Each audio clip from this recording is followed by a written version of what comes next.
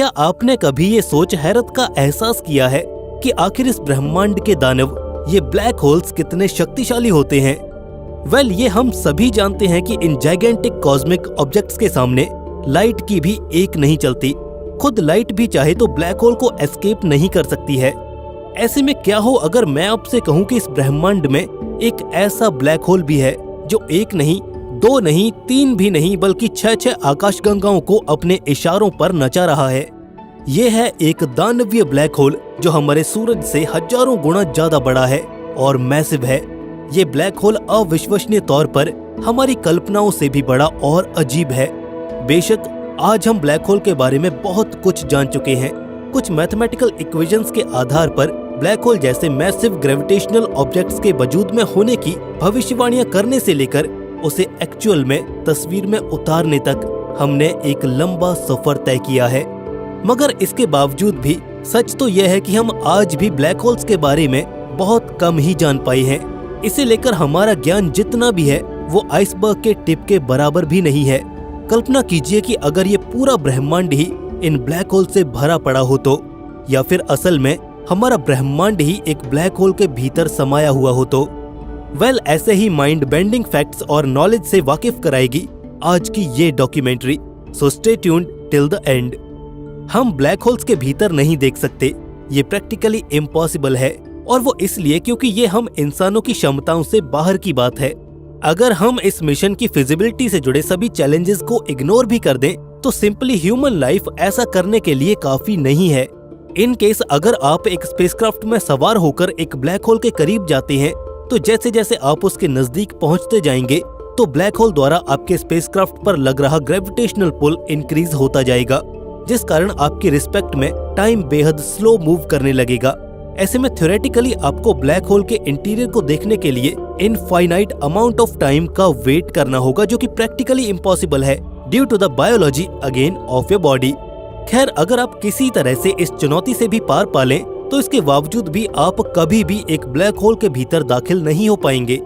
फर्ज कीजिए कि साइंटिस्ट का एक दस्ता एक स्पेसक्राफ्ट में सवार होकर ब्लैक होल की तरफ निकल पड़ा, तो ऐसे में सबसे पहले उसकी मुलाकात होगी ब्लैक होल के इर्द गिर्द घूम रही इस एक्रेजन डिस्क से। दरअसल ये खोलते हुए कंप्रेस्ड मैटर पार्टिकल्स का एक घेरा है जो ब्लैक होल के अराउंड लाइट की स्पीड से रिवॉल्व करता है। सोचिए, जब वो स्पेसक्राफ्ट इस एक्रेजन डिस्क से टकराएगा तो उसका क्या हाल होगा। बेशक वो उन क्यूरियस रिसर्चर्स का एक दर्दनाक अंत होगा। हालांकि एक थ्योरी ये भी सजेस्ट करती है कि इलेक्ट्रिकली चार्ज्ड ब्लैक होल्स की एक्रेजन को क्वांटम नॉइज ठंडा करती रहती है, और अगर एक्चुअल में ऐसा है तो ये गुड न्यूज है हमारे उन रिसर्चर्स के लिए जो ब्लैक होल की अपनी इस यात्रा पर निकले हुए हैं, क्योंकि ऐसा होने पर वो आराम से ब्लैक होल के उस एरिया को पास कर सकते हैं। बट उनका ये सफर जल्द ही एक डेड एंड पर आकर रुक जाएगा अगर वो एक छोटा सा ब्लैक होल हुआ तो। इनफैक्ट एक छोटे से ब्लैक होल का इमेंस ग्रेविटेशनल पुल उन्हें स्मैश करके रख देगा। मगर at the same time scientist ये भी कहते हैं कि छोटे ब्लैक होल्स में ग्रेविटी का ये प्रभाव रिलेटिवली कम होता है। इसका मतलब यह है कि हमारे इन क्यूरियस रिसर्चर्स की ये यात्रा अभी भी अपनी मंजिल की ओर बढ़ सकती है। बट सरप्राइजिंगली इतने जाइगेंटिक ब्लैक होल्स के भीतर का सफर वाकई पूरे यूनिवर्स के दर्शन करने जैसा होगा। जी हाँ, यकीन मानिए, बेहद बड़े ब्लैक होल्स लगभग अपने भीतर पूरा ब्रह्मांड ही समाये हुए होते हैं। अगर हम ब्लैक होल के डेंसिटी स्केल पर उतरें तो उस हिसाब से तो हमारा सूरज अमेरिका के न्यूयॉर्क शहर जितने इलाके में फैला होगा, लिहाजा हमारी अर्थ केवल एक मूंगफली जितनी बड़ी ही होगी।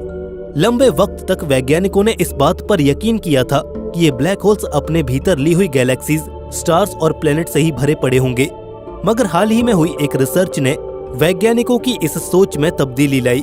इस खोज का परिणाम ये निकला कि एक ब्लैक होल के भीतर चार्ज्ड पार्टिकल्स, स्टार्स, प्लैनेट्स और डस्ट एक कंप्रेस्ड स्टेट में रुके रहने की बजाय कॉन्स्टेंटली मूव करते रहते हैं। अकॉर्डिंग टू साइंटिस्ट, एक ब्लैक होल के भीतर मौजूद स्पेस ऑर्डिनरी कॉस्मोस से काफी डिफरेंट होता है। ब्लैक होल के भीतर लग रहे एनॉर्मस अमाउंट ऑफ फोर्स के चलते स्पेस स्ट्रेच और डिफॉर्म होता रहता है। सोचिए, एक ब्लैक होल के भीतर पूरा का पूरा ब्रह्मांड बसा है, चांद, सितारे, ग्रह, सब कुछ। इस पर आगे और रिसर्च करते हुए डॉक्टर निकोडेम पॉप्लवस्की एक ब्लैक होल के इंटरनल स्ट्रक्चर और स्टैंडर्ड मॉडल ऑफ कॉस्मोलॉजी का एक कंपैरेटिव एनालिसिस करते हैं। Well, according to standard model of cosmology, हमारे ब्रह्मांड की शुरुआत मैटर की एक कॉन्सेंट्रेशन में हुए एक भीषण विस्फोट के साथ हुई थी। ये वो पॉइंट है जहां हमारी फिजिक्स के लॉज काम करना बंद कर देते हैं, क्योंकि अल्टीमेटली यहीं से हर चीज की शुरुआत होती है। बट वैज्ञानिक इस बात को लेकर कश्मकश में फंसे थे कि आखिर इस इनफाइनाइट अमाउंट ऑफ एनर्जी का सृजन कहां से हुआ था। इस पर रिसर्चर डॉक्टर पोप्लोवस्की का ये कहना है कि ये सारा मैटर और एनर्जी एक ब्लैक होल से निकलकर आई थी।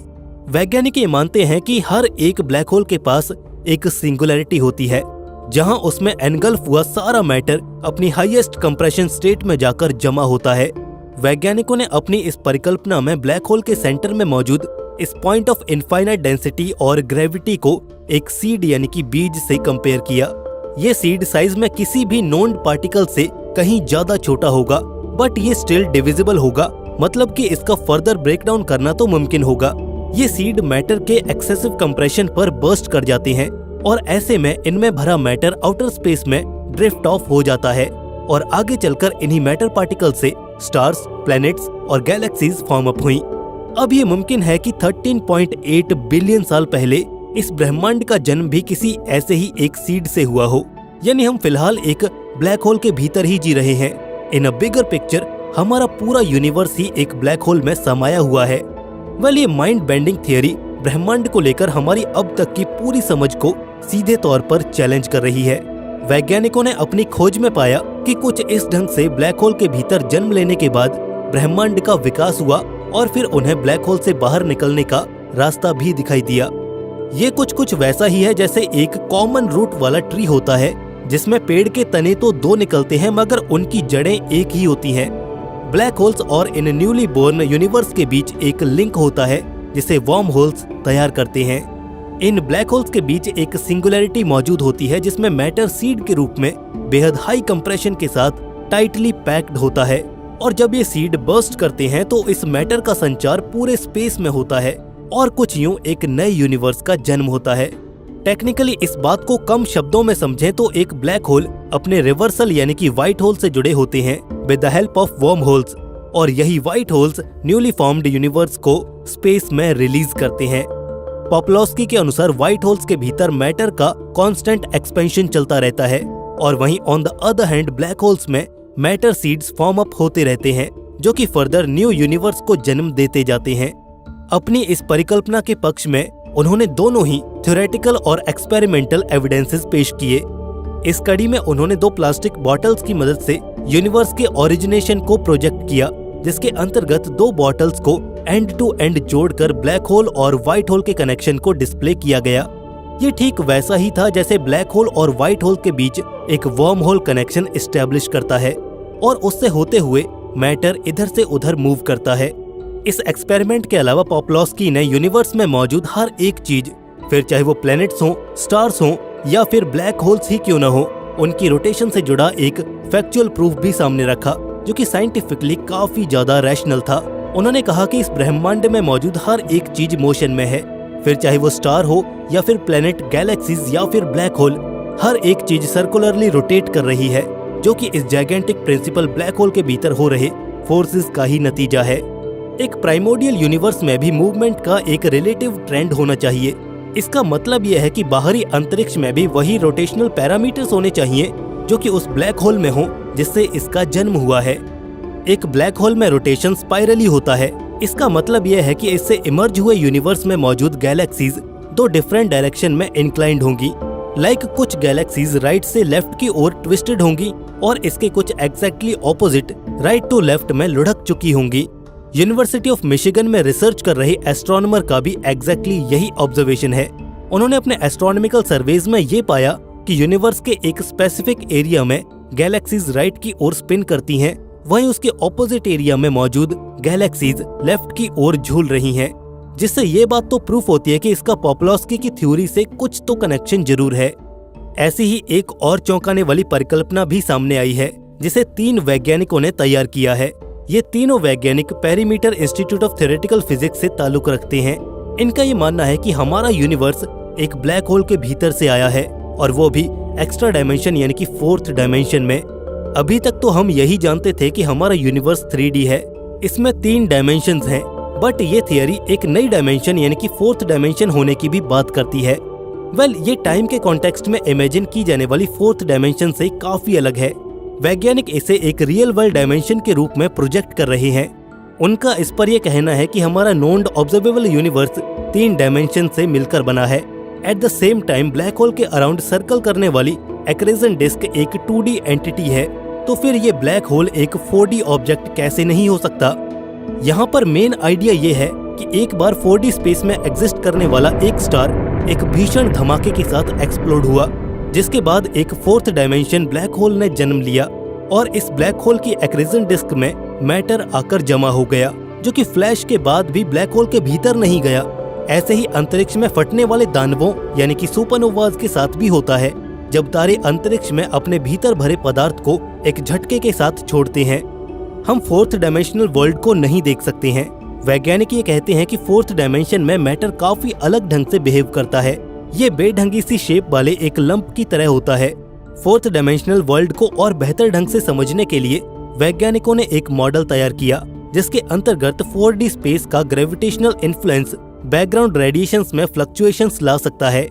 अब हमारे लिए इस रेडिएशन का स्पेक्ट्रल डिपिक्शन तैयार करना मुमकिन है और इसी डिपिक्शन के आधार पर रेडिएशन में आने वाली फ्लक्चुएशन के जरिए इस 4D यूनिवर्स के मैप को तैयार किया जा सकेगा।